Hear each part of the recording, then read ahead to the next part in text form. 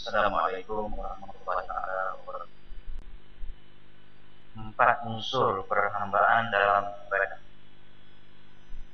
Sebahagian ulama mengatakan jami'ul ibadat minal ubudiyyati arba'atun al-wafa bil ubud wal muhafazatu 'alal hudud was sabru 'alal mafqud war ridha bil mawjud. Semua ibadah yang ada mengandungi empat unsur perhambaan. Pertamanya, memenuhi janji dengan melaksanakan kewajiban Allah Subhanahu wa taala. Yang kedua, menjaga batas ketentuan hukum dengan menjauhi segala perkara yang diharamkan oleh Allah. Yang ketiga, sabar dengan sesuatu yang hilang, yaitu kehilangan orang atau barang yang dicintai. Empat, meredai akan semua keadaan yang ada, merasa hidup, merasa cukup dan bersyukur dengan makanan, pakaian, dan tempat tinggal yang sudah dimiliki. Jadi ini kata-kata ulama kita. Jadi kata bahwa ibadah kita ini mengandungi empat unsur perhambaan. Jadi apabila empat benda yang ada pada diri kita, maka adalah unsur-unsur ibadat pada diri kita. Ibadat, unsur-unsur perhambaan kita kepada Allah Ta'ala. Nombor satu sekali, iaitu memenuhi janji. Janji dengan melaksanakan kewajiban Allah Ta'ala. Jadi hak ni, dia masa kita nak dilahirkan ke muka bumi, ke atas muka bumi dunia ini, kita ada berjanji dengan Allah Ta'ala. Ada seperti Rabbikum Tuhan tanya kita, aku ni siapa? Apakah aku ni Tuhan kamu? Kita menjawab, mana ya? Dan dalam itu kita berjanji untuk menjadi manusia yang terbaik, manusia yang taat kepada Allah Ta'ala. Jadi janji hak ni lah yang kebanyakan manusia lupa. Hak mana dia keluar, kebetulan dia keluar dalam environment bi'ah yang tidak Islam, mau ayah dia kafir, jadi kafir lah dia. Hak mana keluar dalam environment Islami pun, mau ayah dia yang dari Islam pun, dia jadi hanya juga. Sebab itu maknanya dia terbelah dua di sana.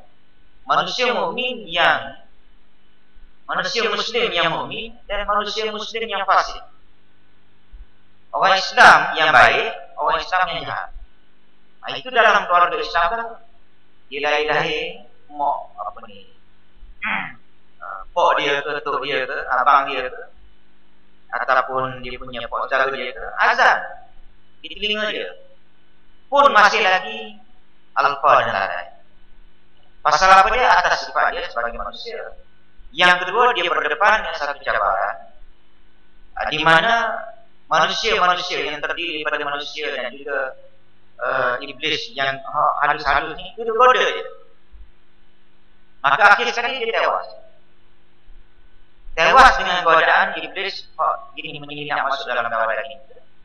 Tewas dengan iblis ataupun jin apa yang dikatakan manusia. Jadi manusia itu sendiri menyesatkan manusia yang lain. Kalau duduk dalam ni lain, tak apalah, tak nampak. Dan yang ini mungkin dia memerlukan kepada keimanan kita kepada Allah Ta'ala, hadir kuliah ke apa, maknanya mungkin kita dapat tewaskan dia.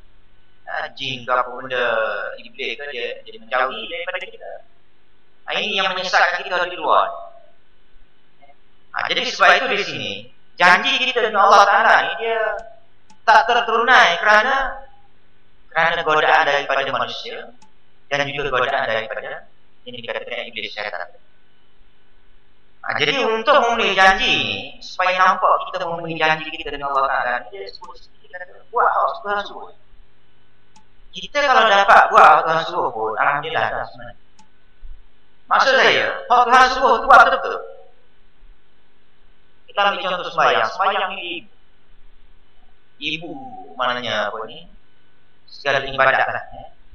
Awal ma yuhasabu bil 'abdi yaumil qiyamah as-shalah. Benda yang pertama yang dicek oleh Allah Taala di hari kiamat besok pun sembahyang. Ya. Jadi ibu. Jadi hak ni kalau kita buat sembahyang, buat dengan cara yang paling betul. Tak apalah orang lain tu bukan kata tak payah buat benda sunat. Kau sembahyang ni buat yang terbaik. Dengan bacaan yang saya selalu sebutlah, yang ustaz lain sebut juga.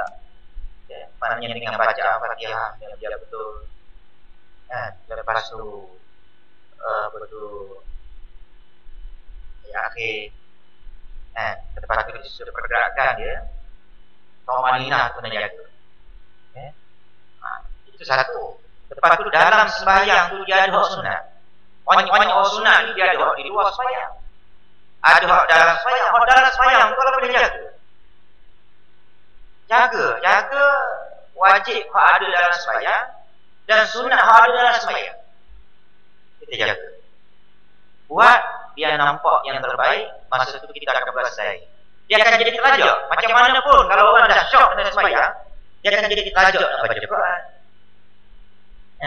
Terlajak nak sembahyang tahajud, terlajak apa dia lagi nak berzikir. Dia akan jadi lagu tu. Tapi kalau fail, gagal masa sembahyang, gagal dah. Dia jadi menyampah. Hak sembahyang tu sendiri menyampah dah. Hak sembahyang wajib. Sebab tu maknanya timbul di sana suasana ataupun keadaan orang yang kalau boleh nak sembahyang cepat. Itu menunjukkan kegagalan dia dalam mengerjakan sembahyang.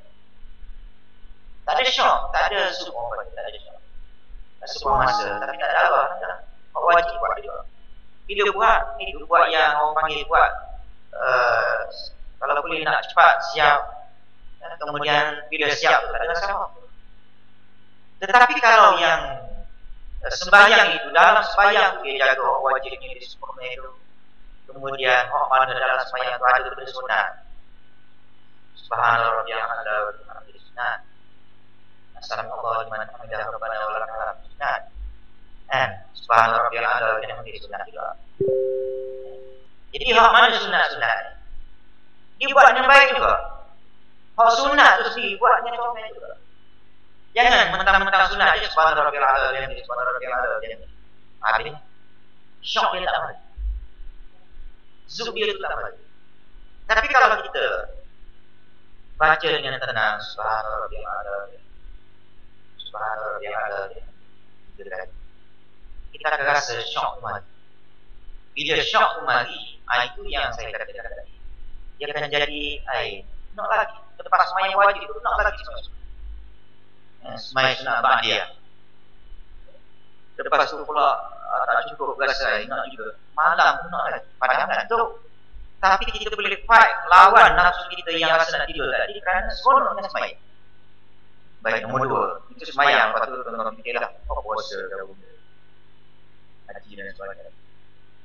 Nombor 2, menjaga batas ketentuan hukum dengan menjauhi segala perkara yang Allah Ta'ala larang. Ya?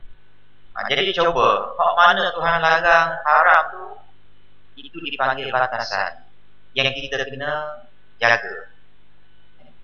Dan benda yang dilarang oleh Allah Ta'ala ni ada yang melibatkan manusia. Macam mengambil harta orang, harta anak yatim, kemudian zakat. Kalau kita tak keluar tu harta orang, zakat. Kita nak bincang zakat fitrah. Zakat harta. Zakat harta, duit dalam bank siapa-siapa tu. Ni tak apa ni, bila cukup setahun kita tak keluar zakat. Duit yang dalam bank yang tak dikeluar zakat, duit orang. Bukan duit kita. Kita ingat, bila kita tak keluar zakat, maknanya kita makan duit orang. Zakat ni hak orang dah. Tuhan kata tolong asing ni hak orang. Sebab itu maknanya kalau kita maknanya baliklah cek dalam akaun bank kita campur agak-agak lah nak tepat kadang-kadang payah. Yang angka yang terendah dalam satu tahun kita keluar zakat, InsyaAllah ada berkat. Tak keluar zakat pun tuan-tuan lagu tu juga. Tapi kalau keluar zakat ada ketenangan jiwa, rasa kepuasan, kebahagiaan hidup, rasa. Baik. Sabar dengan sesuatu yang hilang, kehilangan orang atau barang yang dicintai. Dan 4, meradai akan semua keadaan yang ada, merasa cukup dan syukur dengan makanan, pakaian, dan tempat tinggal yang sudah dimiliki dan hidup damai dan alhamdulillah.